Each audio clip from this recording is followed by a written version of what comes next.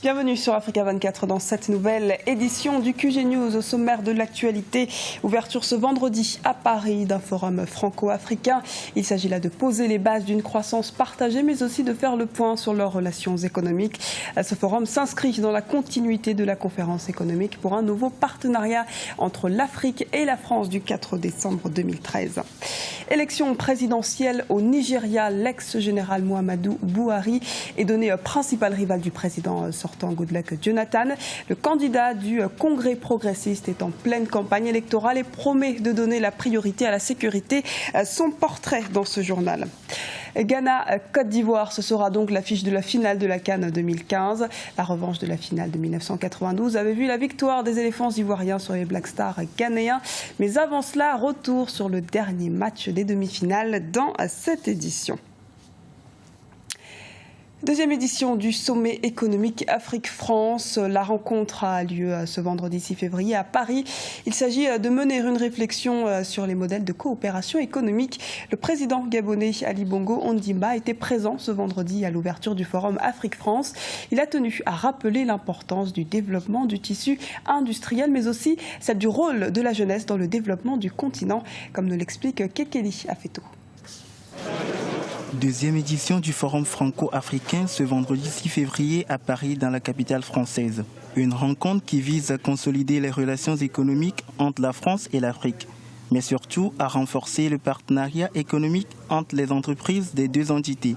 Présent à cet événement, le président gabonais Ali Bongo a tenu à rappeler l'importance du développement industriel en Afrique. Nous avons insisté sur l'élément qui est très important pour le développement de nos pays, qui est celui de la transformation. Nous sommes des exportateurs de produits bruts et nous avons un élément important avec la transformation, non seulement de pouvoir ajouter de la valeur à nos produits, mais aussi créateur d'emplois. Par ailleurs, c'est également l'occasion de soulever l'importance de l'investissement dans la formation des jeunes sur le continent. Une jeunesse qui compte pour 60% de l'ensemble des sans-emploi en Afrique subsaharienne. Et pour cela, il est important que nous puissions aussi nous investir dans la formation de nos jeunes, mais surtout parce que nous avons une jeunesse qui est très dynamique et dans le volet même de la transformation, je crois que c'est quelque chose aujourd'hui qui doit être au cœur des discussions que nous avons avec tous nos partenaires. Face à la concurrence chinoise et d'autres pays, la France se devait de réagir. Organisée sous le thème d'une croissance partagée, cette édition du Forum africain est l'occasion de redéfinir les relations économiques entre la France et l'Afrique. Un forum à l'issue duquel a été porté sur les fonds baptismaux, la Fondation Africa France présidée par l'économiste Lionel Zinsou. Le forum franco-africain de ce vendredi est placé sous le thème de la croissance partagée. 4 chefs d'État du continent y participent, ceux du Sénégal, du Gabon, vous venez de le voir, du Kenya et de la Côte d'Ivoire. Le chef de l'État ivoirien a d'ailleurs salué cette initiative. On l'écoute. Merci pour cette fondation franco-africaine pour la croissance. Je pense que cet événement est important et nous pensons qu'avec tout ce qui est prévu, notamment en matière de financement, en matière de garantie, les entreprises françaises pourront faire du partenariat public-privé dans d'excellentes conditions. En tout cas, nous sommes très ouverts à cela, Monsieur le ministre, et nous vous remercions de...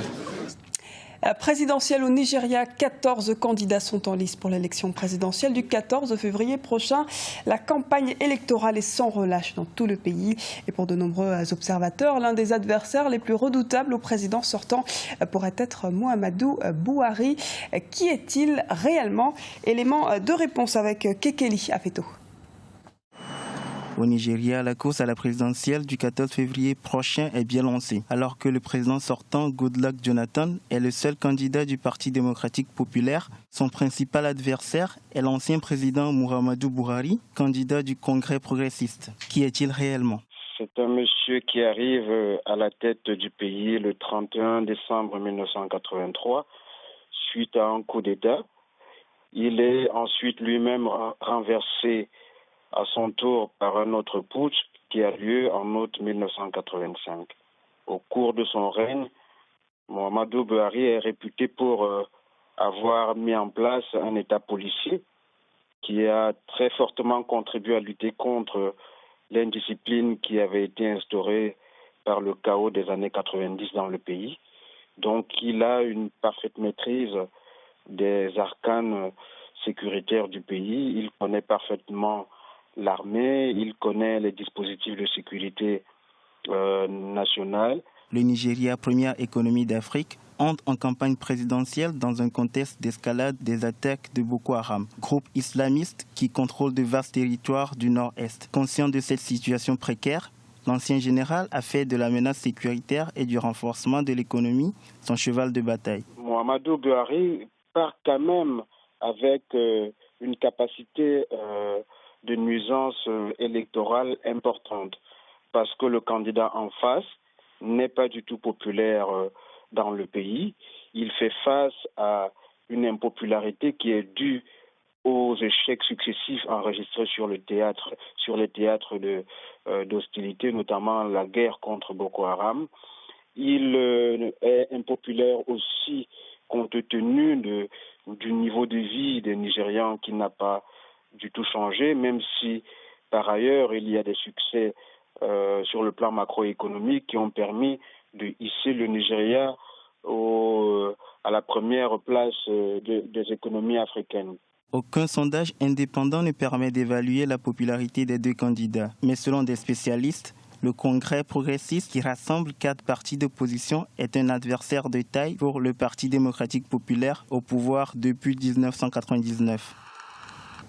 Et c'est dans ce contexte que les combats font rage dans la sous-région. Des combattants du groupe islamiste Boko Haram ont attaqué ce vendredi 6 février la ville nigérienne de Bosso à la frontière avec le Nigeria. C'est la première attaque d'envergure que mène le groupe sur le territoire nigérien.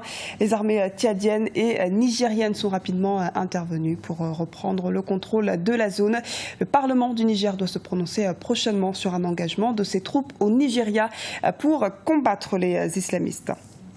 Dans l'actualité également, report des élections sénatoriales en Mauritanie.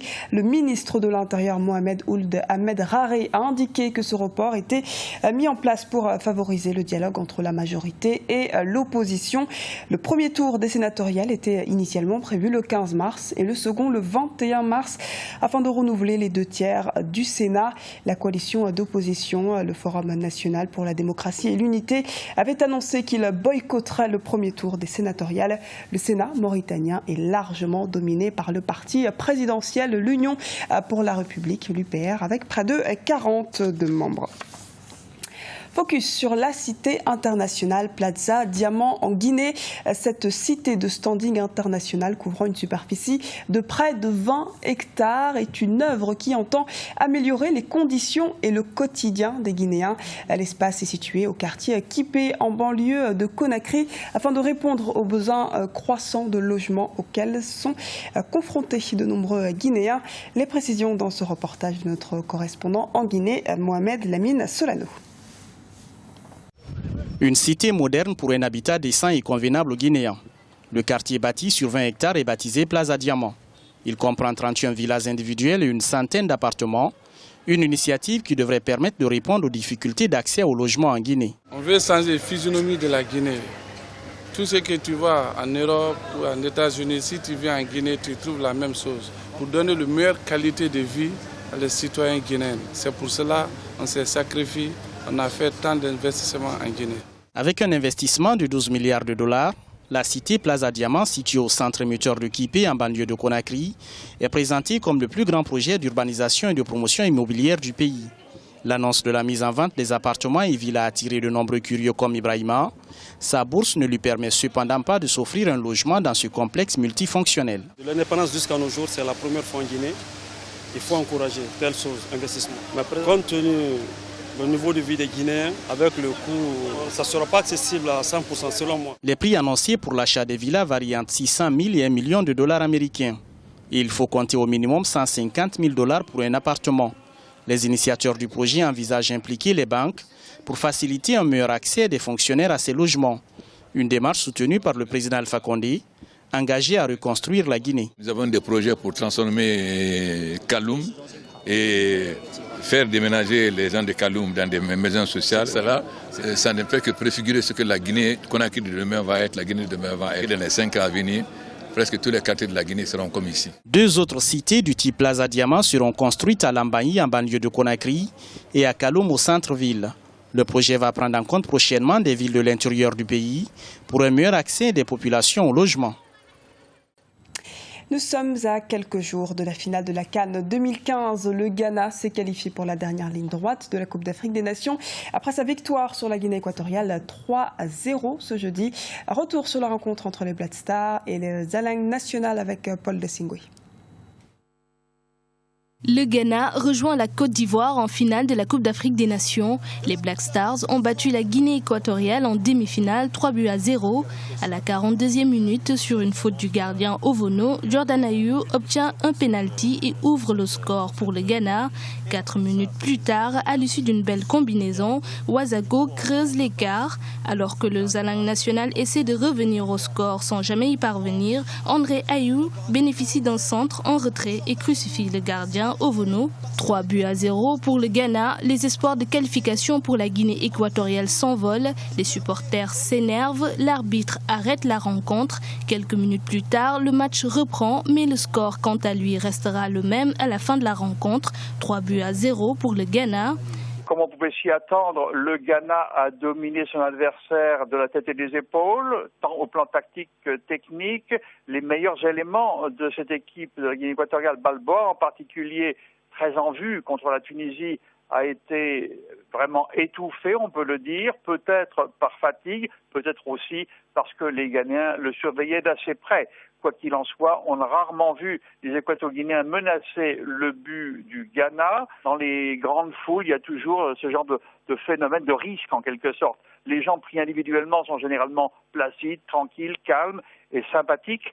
Mais en très grand nombre, les dérapages peuvent survenir. C'est ce qui s'est produit lors de cette rencontre entre la Guinée. La Guinée équatoriale et la République démocratique du Congo joueront pour la 3e place et la Côte d'Ivoire affrontera le Ghana en finale. Un sujet donc commenté par Amina Tatiak et c'est la fin de cette édition. Merci de nous avoir suivis. Retrouvez dans un instant une nouvelle édition de l'actualité sur Africa 24.